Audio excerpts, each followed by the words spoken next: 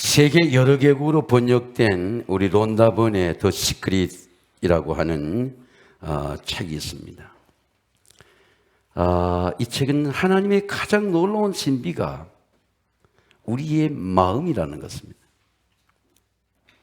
TV에서 송신을 하면 우리가 집에서 아주 생생하게 화면에 채널을 맞추면 나타나게 된다는 것입니다. 이라크의 바그다드에 대한 전쟁의 상황이 CNN 뉴스를 통해서 세계 안방에 마치 선명한 영화처럼 바그다드가 폭격되는 장면을 볼 수 있습니다. 하나님 우리의 마음의 채널에 하나님이 송신을 마음을 주면 그 우리의 마음의 스크린에 하나님의 마음이 우리의 마음에 나타나게 된다는 것입니다. 일본의 경영의 신이라 불리우는 마츠시다 고노스케는 자기는 평생 세 가지 하나님의 은혜 때문에 3명으로 출발한 노동자와 함께한 회사가 수만 명의 직원을 거느리고 평생을 부유하게 살았습니다. 첫 번째는 가난의 은혜라는 겁니다. 자기는 너무너무 가난해서 어릴 적부터 구두를 닦고 신문을 팔아야만 생존할 수 있었습니다. 근데 그것이 평생 동안 80, 90이 되어도 일할 수 있는 하나님의 은혜를 주셨다는 겁니다. 두 번째, 그는 너무너무 병약한 가난한 가정에 태어나서 몸이 약했기 때문에 하루라도 운동을 안 하면 살아갈 수가 없었어. 그는 매일매일 30분 내지 1시간씩 운동을 했기 때문에 그건 병약하게 태어난 자신의 인생을 건강하게 살 수가 있다는 겁니다.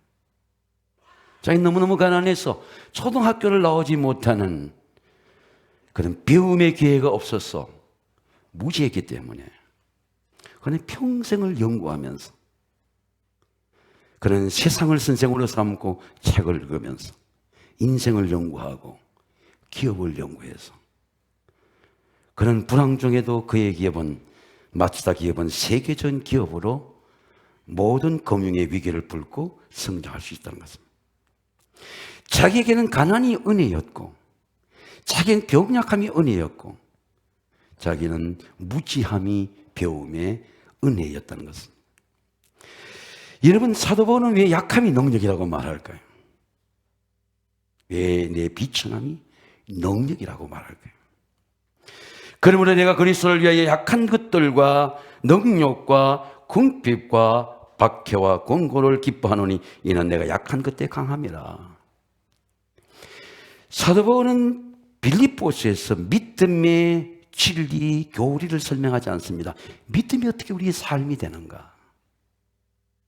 우리의 삶 속에서, 생활 속에서, 교회 속에서 그리스도의 능력은 어떻게 나타나는가? 내 몸 속에서 내 약함이, 내 질병이 어떻게 건강함이 되는가? 믿음이 삶이 되는 은혜예요. 다른 사람의 삶이 아니고 내 삶이 되는 은혜. 내가 그리스도의 교회를 섬기는 놀라운 이 믿음의 비밀, 믿음이, 복음이 삶이 되는 것을 말씀하고 있습니다. 너희 안에 착한 일을 시작하신 이가 그리스도 예수 안에서 이룰 줄 확신하라. 여러분, 하나님이 우리에게 이미 착한 일을 시작하셨어요. 여러분, 하나님의 손에서 여러분의 가정에 하나님이 행하신 일이 이루어지게 되시기를 주의 이름으로 축원합니다. 빌립보 교회의 시작이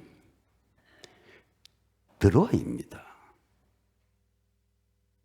드로아에서 사도 바울은 자기의 지식과 자기의 문화의 트렌드로서 아시아 실크로드를 통하여 복음이 들어가야 된다. 그게 자기 학문적 배경이에요. 그래서 실크로드의 길이 열리기를 기도하는데, 드로아에서 기도하는데 예수의 영이 허락지 않는 거야. 아니, 내가 가고자 하는 길이 예수의 영이 허락지 않는 거야. 내가 하고 싶은데, 내 지식대로 하고 싶은데, 성령이 허락지 않는 일, 성령이 거리끼는 일, 여러분, 그런 일을 경험해 봤습니까? 그리고 들어와서 이렇게 기도하는데 환상 중에 마게도냐 사람들이 나타났어요. 야, 우리를 와서 도우라. 들어와서, 그래서 제가 말씀한 것은 바울에게 빌립보 교회에 빌립보로 가야 되겠다는 마음이 스크린에 비춰진 게 들어와예요. 그 성령께 순종했습니다. 그리고 네아폴리를 지나서, 방송실 다시 한번 사진을 보면 네아폴리를 지나서 첫 번째 성이 The First라고 하는 성이라고 하는 첫 번째 지역이 아니고 탑이라는 겁니다. 이 마게도냐 지역에. 서구는 한국의 탑이에요. 캐피탈입니다. 마게도냐의 로마에 세운 신도시 식민지 지역의 탑이 빌립보예요. 하나님이 탑을 바꿔야 된다. 탑을 복음의 도시로 바꿔야 된다. 이게 하나님의 계획이에요. 그래서 빌립보에 들어간 겁니다. 그래서 루디아를 만난 것이죠.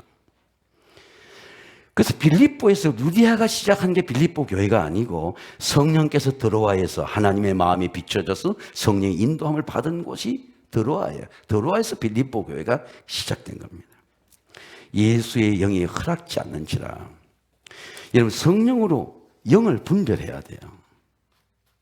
성령으로 하나님께 내한테 막으시는 일을 내가 버리고 하나님이 원하시는 길을 가야 합니다. 사람의 지식이나 교육이 아니고 하나님이 계시로, 하나님 마음이 우리의 마음의 스크린에 보여주신 거죠. 이게 기도의 환상이에요. 이게 하나님의 계시입니다.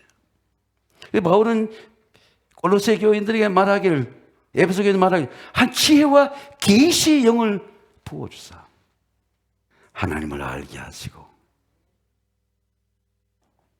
여러분, 우리 자녀들이 하나님을 알아보세요. 어떤 일이 일어날까요? 여러분을 향하신 하나님의 계획을 알아보세요. 어떤 일이 일어날까요? 오늘 바울은 옥중 편지 중에 보낼 때에 나에게 임한 계시의 은혜를 말씀합니다. 하나님이 나에게 열어주신 것, 하나님 나에게 보여주신 것. 너희 안에 이 마음을 품어라. 여러분 한번 따라하겠습니다. 너희 안에 이 마음을 풀어라. 우리가 예수님의 마음을 어떻게 품을 수 있습니까? 여러분, 교회의 직분의 생활, 그걸 우리 스테이스라고 합니다. 지위를 가지면 마음이 가져지나요? 제가 목사인데 목사의 지위를 가지면 그리스도의 마음이 품으시나요? 외국인 신앙생활 40년, 50년 해도, 모태신앙 해도 왜 주님의 마음이 내 마음에 비춰지지 않을까요?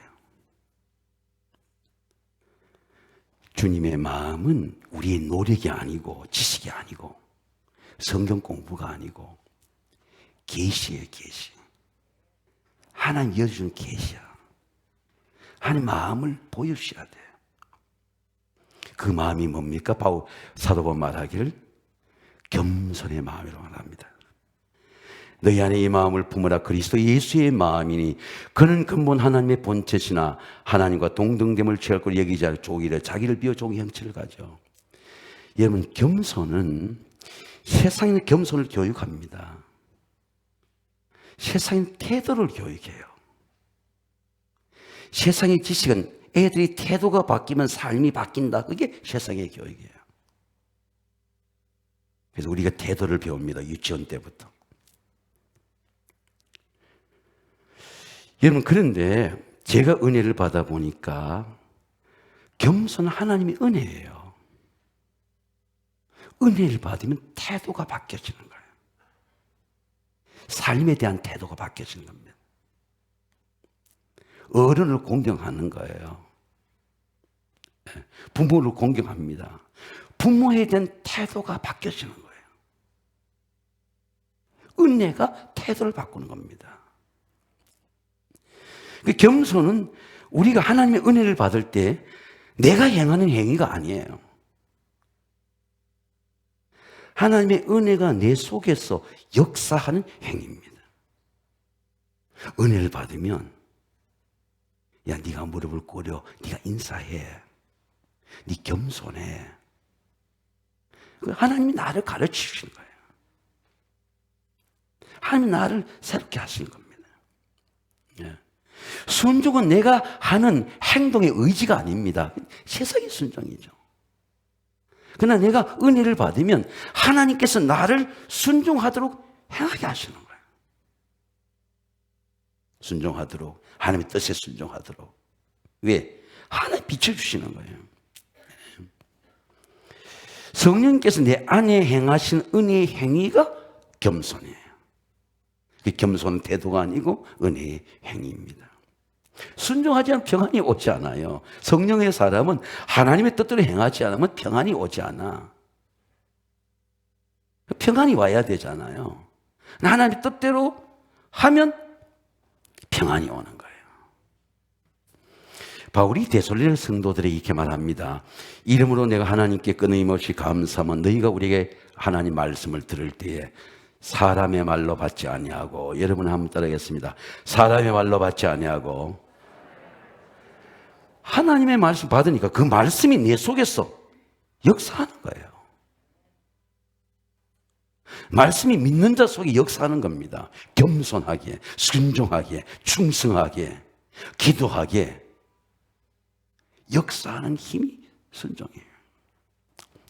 제가 사형리에 나오는 우리 박성령 목사가 수요일 때마다 사형리를 가르쳤어요. 제가 찾아가가지고, 야, 박 목사, 참 그때 귀한 일 했어. 이 박 목사의 딸이 우리 교회에 다닙니다. 저 그림을 한번 보세요. 그림 A, B, C가 있습니다. A도 그리스도인이에요. 근데 A는 마음의 의자 위에 자기가 앉아 있습니다. 오늘날 우리 한국의 가장 큰 문제가 내로남불이죠. 나는 해도 괜찮고 다른 사람이 하면 잡아야 되고 오직 다른 사람과 싸우는 겁니다.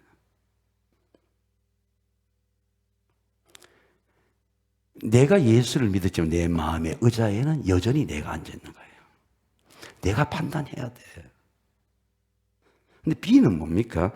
예수를 영접하니까 내 마음의 자리에 예수님이 앉는 거예요. 십자가 앉는 겁니다. 십자가 앉아 있으니까 예수님이 살아계시는 거죠, 내 속에. 근데 인격적으로 예수님이 살아계 느끼는 거죠. 혼자 있어 범죄하지 못해. 왜? 예수님이 내 속에 살아계시는 거예요. 아무도 보지 않아도 도적질하지 못해. 왜? 예수님이 살아계시는 거예요. 살아계시는 거예요. 근데 외국에서도 영문 리포트 한번 봤는데 Tax evasion is crime. 세금 보타는 범죄야. 내가 서류를 잘못해서 꾸미는 건 범죄라는 거예요. crime, 범죄라는 거예요.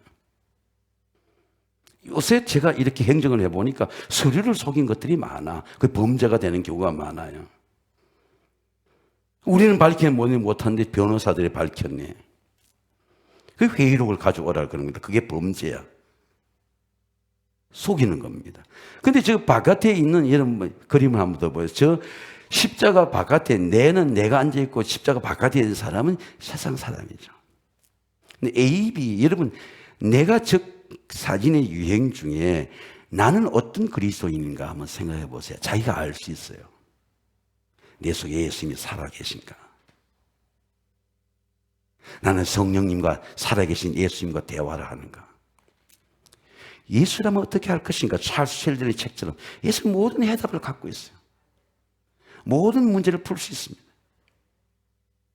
내가 풀 수 없는 인생의 비밀을 풀어줄 수 있어요. 그럼 가정이 풀려야 돼요. 우리 자녀들이 풀려야 돼. 건강이 풀려야 돼. 사람들이 풀어줄 수 없는 내 인생의 비밀을 예수님이 풀어주는 겁니다. 조금 있으면 세상은 나를 보지 못할 것이로되 너는 나를 보리니 내는 살아있고 이는 내가 살아있고 너희도 살아있겠습니다. 아버지가 내 안에 사는 것처럼 너희 안에 내가 사는 것을 네가 알게 되리라. 야, 예수님이 내 안에 계시는구나. 예.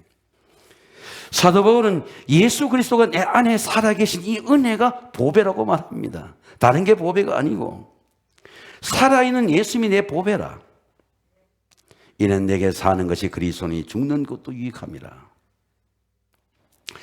주 예수보다 귀한 것은 없네. 이 찬송은 조지 보르세아가 빌리그레암 목사님을 통해서 부흥회 때마다 불러서 수많은 사람을 콜링하고 회심하고 예수를 영접하게 한 찬송입니다. 주 예수보다 귀한 것은 없네. 우리 같이 한번 불러보겠습니다. 주 예수보다 귀한 것은 없네.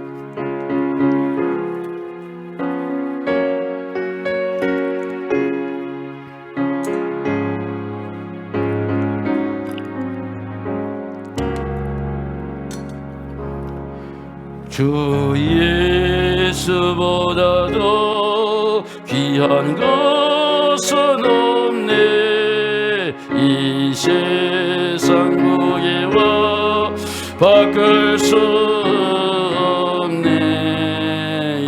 영적을 내 대신 돌아가신 그 놀라운 사랑 표현치 못해. 세상 즐거움 다 버리고 세상 자랑 다 버렸네. 주 예수보다도 귀한 것은 없네. 예수밖에는 없니. 우리 두 손으로 한번 찬양합니다. 주 예수보다도 귀한 것은 없네. 이 세상 명예와 바꿀 수 없네. 이전에 즐기던 세상 일도 주 사랑하는 마음 뺏지 못해. 세상 즐거움 다 버리 아멘. 세상 자랑 다 버렸네. 주 예수보다도 귀한 것은 없네. 예수밖에는 없네. 주 예수보다도 귀한 것은 없네. 이 세상 행복과 바꿀 수 없네. 유혹과 핍박이 몰려와도 주 숨기는 내 맘 변치 않아. 세상 즐거움 다 버리 아멘. 세상 자랑 다 버렸네. 주 예수보다도 귀한 것은 없네. 예수밖에는 없네. 예수님이 보배다. 그걸 누가 가르쳐 주죠? 내가 예수 보배를 품으면 세상의 모든 시험을 내가 이길 수 있다. 이 보배를 크레의 질그릇에 내가 가졌습니다. 하나님의 능력이 심한 큰 것이 그리스도에 있고 나에게 있지 않음을 내가 알게 하리라.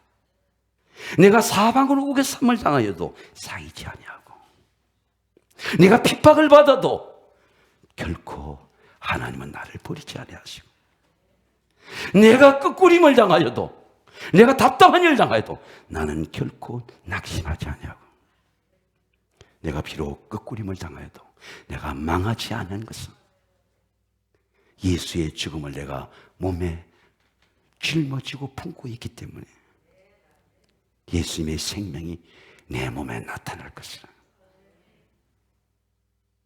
예수님의 생명이 내 몸에 나타난다. 내가 비록 암을 투병하지만, 비록 우리 가정이 가난하지만 예수의 생명이 우리 가정에 나타난다.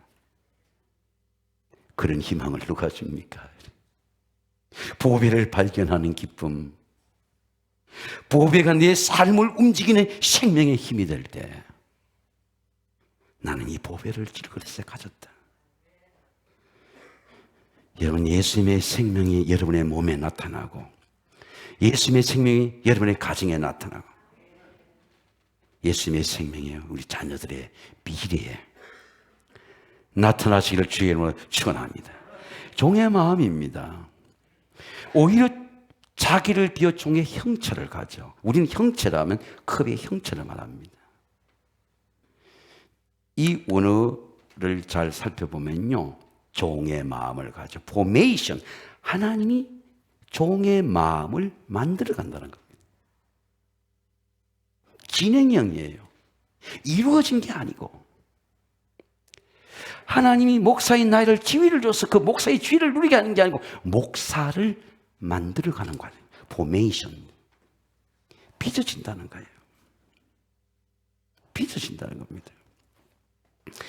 성경은 토기장의 비유를 에레미야서에 말씀하고 그 에레미야서의 말씀을 바울은 로마서에서 교만한 유대인들에게, 이방인들보다 우월권을 갖고 있는 선택주의에 있는 유대인들에게 이방인이나 유대인이나 누가 그릇을 만드느냐? 사람을 만드는 게 누구냐? 내가 이방인이냐 유대인이냐가 중요한 게 아니라 이방 유대인을 누가 만드느냐? 권세가 누구에게 있느냐? 그릇에게 있느냐? 토기장에게 있느냐? 예레미야서 이렇게 말씀합니다. 진흙으로 만든 그릇이 토기장의 손에 터지매 그가 그것을 자기의 의견대로 좋은 대로 다른 것을 만들더라. 여호와의 말씀이니라. 이스라엘이 족속이 토기장이 하는 것 같이 내가 능히 너에게 청하지 못하였나. 이스라엘 족속아 진흙이 토기장의 손에 있음 같이 너희가 내 손에 있느니라. 여러분 한번 따라하겠습니다. 너희가 내 손에 있느니라. 사람을 만들고 그 사람 속 사람을 만들고 그 사람의 인생을 만드는 것은 하나님의 손에 있다는 겁니다. 제가 한 50년 만에 우리 시골 친구 아들 결혼식 갔더니 어떤 동창이라는 분이 왔는데 여성분인데 그 얼굴을 알 수가 없어요. 제가 이제 물었습니다.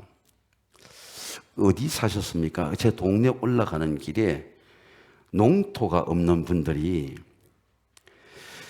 독을 만들고 장단지를 만들고 진흙으로 어겨서 토기장이처럼 그렇게 그릇을 만들고 오일장에 파는 분들이 산 밑에 있었어요. 거기 명도는 그 마을에서 자랐다는 겁니다. 근데 하나님의 은혜로 잘 자랐어. 자녀 잘 자랐어. 근데 사람을 그 좁은 학교에서 몰라보겠어요. 제가 학교 갈 때 보면 그 꿀뚝에 늘 이렇게 연기가 나와요. 농사가 없는 대신에 그 황토를 여겨가지고 유황을 내가지고 그리고 단지를 만들고 이렇게 만드는데 어느 날 그 길을 가는데 마진 깨진 독들이 있는 겁니다. 누가 독을 깼습니까? 만드는 토기장이가 못 쓰겠다 깨트리는 겁니다. 우리 어머니가 간장 담는 걸 봤습니다. 간장과 된장을 담는데 간장독이 세니까 떼어서 쓰세요. 한 번 떼어서 쓰고 두 번 떼어서 쓰고. 근데 우리 어머니가 판단해보고 이 독은 못 쓰겠다 그러니까 망치로 깨트려버려요. 왜? 주인의 손에 깨트린 권세가 있습니다. 그릇을 보는 분이 누굽니까? 그릇을 판단하는 분이 누구예요? 그릇입니까? 토기장이죠. 주인입니다. 하나님이 베냐민 지파 중에 사울을 세웠습니다. 왕으로 세웠어요. 네가 왕을 해라. 왕을 하니까 교만해서 예배를 자기 멋대로 교환해서 드리는 것입니다. 사무엘이 몇 번 원이 경고를 줬습니다. 왕이시여, 왕을 하나님이 세우는데 하나님은 왕을 버릴 수도 있습니다. 한 번, 두 번 경고하도 사무엘의 경고를 무시했습니다. 하나님이 사울을 깨뜨렸어요. 누구를 예비했습니까? 이새의 아들 다윗이 8째 막내둥이 계획을 잃어본 그 아이에게 찾아가서 무엇을 보았습니까? 내 마음에 합한 사람이라. 여러분 한번 따라하겠어요. 내 마음에 합한 사람이라. 기회가 없는 아이예요. 심부름하는 아이입니다. 하나님이 기회를 열잖아요. 도시락을 배달하는 그런 다윗입니다. 전쟁에 엘리압처럼 참여할 수 있는 기회도 박탈당한 그런 8째 아들. 하나님이 그를 만드시잖아요. 그의 마음을 담대하게 하시고, 전쟁은 여호와께 속한 것인즉 골리앗 같은 사람도 하나님이 우리 손에 붙이시리라. 오늘 내가 이 사람들 중에 하나님이 여기 계신 걸 내가 알게 하겠다. 그런 담대함을 누가 줍니까? 누가 다윗의 마음을 만들어 갑니까? 포메이션, 하나님 만들어 가는 거예요. 너희가 내 손에 있느니라. 사도 바울은 하나님이 십자가를 통하여 우리를 종의 마음으로, 예수님의 마음으로 만들어 가는 거예요. 이루어진 게 아니고. 나는 너희를 위하여 받는 괴로움을 기뻐하고, 종의 마음이 들어오니까 일하는 게 기쁜 거예요. 주인의 마음 가지면 그렇게 일하겠습니까? 종의 마음을 가지니까 주인의 일인데 기쁜 거예요. 교회에 있는데 괴로움이 기쁜 거예요. 여러분, 하나님의 일이 기뻐야 돼요.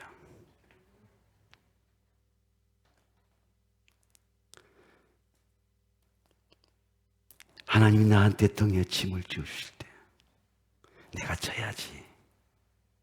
기뻐야 돼요. 제가 한 30년 전에 곽선희 목사님이 토론토 부흥회하고 목회자, 난 목회자 특강을 하는데 그날 말씀 전하기 나귀 새끼라.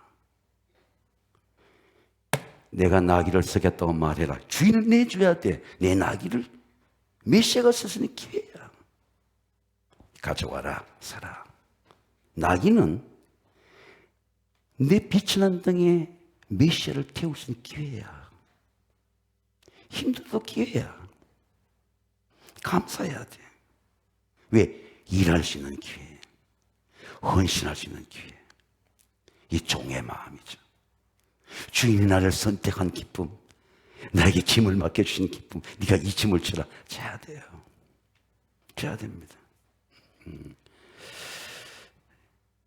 내가 이제 너희를 위하여 받는 괴로움을 기뻐하고 그리스도의 남은 고난을 내 육체에 채우노라. 내가 교회의 일꾼 된 것은 하나님이 너희를 위하여 내게 주신 직분을 위하여 하나님 말씀을 이루랍니다. 여러분, 하나님이 일해 보면요, 종의 마음을 가지면 일하는 게 기뻐. 섬기는 게 기뻐요. 할렐루야. 제가 국립묘지에 한 두세 번 이렇게 지난 6월 달에 갔습니다. 아내하고도 가고 자녀들 데리고도 가고. 가보니까 장군묘지도 있고 사백묘지도 있는데 그 묘지마다 어느 전투에서 어떻게 충성했다는 기록이 있어요. 어떤 분은 그 묘지를 듣고 그 묘지 앞에서 무릎을 꿇고 기도해요. 국립묘지에 있는 군인들이 어떻게 충성합니까? 자기 몸을 드려요. 생명을 다 드립니다. 그 흔적이 남아있어요. 그게 명예입니다. 기쁨이에요. 가문의 영광입니다. 왜? 일했기 때문이죠. 충성했기 때문입니다. 사도 바울은 교회를 위해서 주는 고난을 내가 종이기 때문에 나는 기쁘다. 나는 감사하다. 이는 내게 사는 것이 그 전에 죽는 것도 유익함이라. 주인이 서주는 기쁨, 일하는 기쁨, 섬기는 기쁨, 이게 종의 마음입니다. 순종의 승리입니다. 사람의 모양으로 나타나 자기를 낮추시고 죽기까지 복종하고 십자가에 죽으십니다. 존 비비어 목사님 이렇게 말씀합니다. 순종이라는 책에서 이 모든 세상의 원리는 중력의 법칙이에요. 무거우면 떨어지는 겁니다. 만유 인력의 법칙처럼 중력의 법칙입니다. 그래서 우리가 떨어지는 거예요. 비행기가 추락하는 겁니다. 엔진이 돌아가 추락하는 거예요. 왜? 세상의 중력의 법칙이야. 죄를 품고 있으면 반드시 죄가 우리의 인생을 추락하게 하는 거예요. 잠시 감출 수 있어요. 언론도 감출 수 있고 감출 수 있는데 추락하게. 2조 500년 동안도 감출 수 있어요. 근데 언젠가는 떨어지는 거예요. 죄는 반드시 그 가정을 불행하게 하는 겁니다. 그래서 하나님 앞에 회개해야 돼요. 죄는 내려놓아야 돼요. 여러분, 이 코로나 바이러스 때도 저와 여러분은 하나님 앞에 죄를 내려놓고 죄사함을 받으시기를 주의 이름으로 축원합니다. 내려놔야 돼.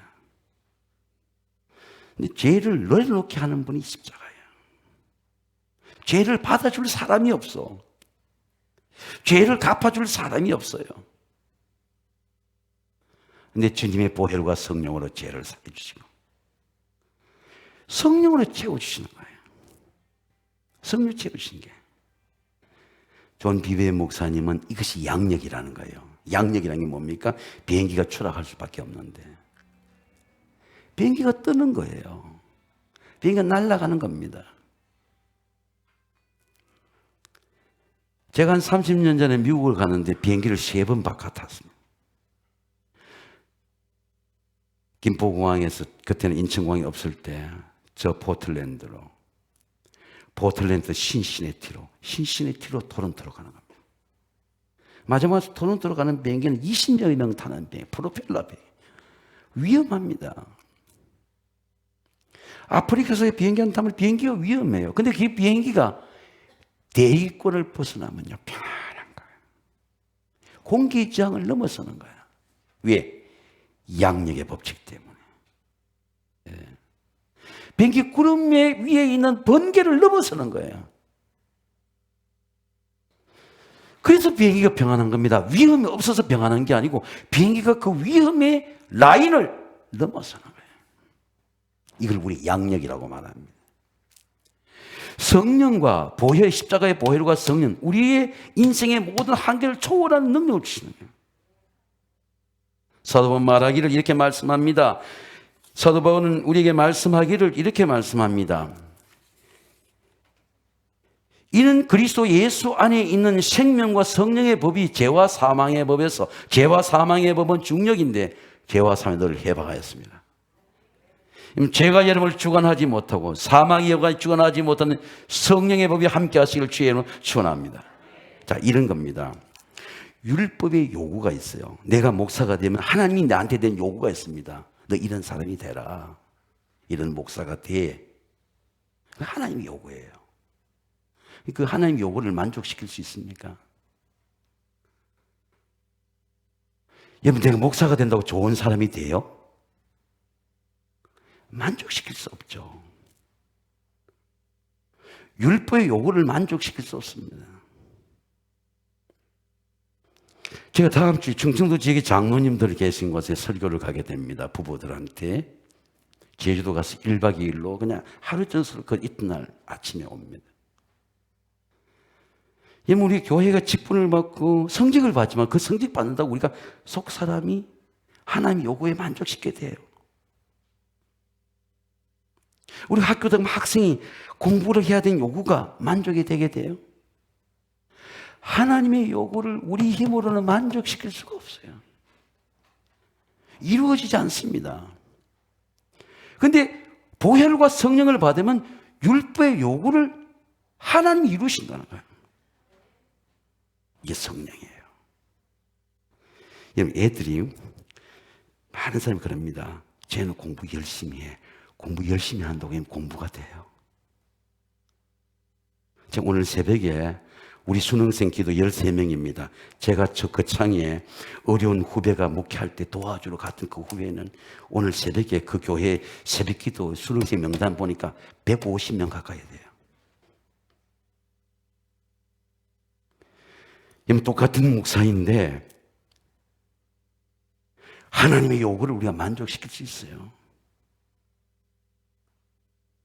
게을러서 못합니까? 잠들어서 못합니까? 할 수가 없어요. 하나님의 은혜는 흉내 낼 수가 없어요. 근데 하나님이 하게 하시잖아요. 어떻게? 보혈과 성령으로. 애들이 십자가를 받으면요, 공부가 되는 거예요. 공부하지 않으면 뒷자리에 서는구나. 위기가 오는 겁니다. 목사들은 기도가 되는 거예요. 내가 하나님 기도해야 되겠구나. 근데 내 연약함을 기도한다고 이루어지는 게 아니고 하나님이 나를 할 수 있도록 하게 하신 게 보혈과 성령. 하나님 요구가 이루어지는 거야. 그 깨닫는 거예요. 아, 이게 내가 하는 힘으로 하는 게 아니고 이는 힘으로 되지 않고 능으로 되지 않고 여호와의 신으로 되는 거나.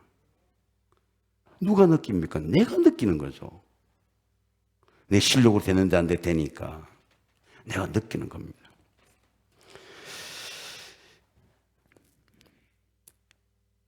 여러분, 이 세상의 지식으로 십자가의 능력을 설명할 수 있습니까?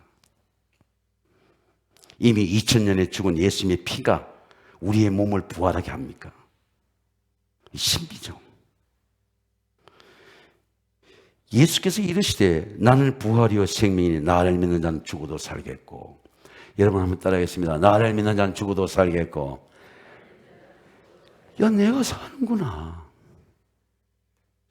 아, 내가 부활하네. 내 생각이 부활하네. 내 몸이 부활하네. 내가 느끼는 거죠. 네.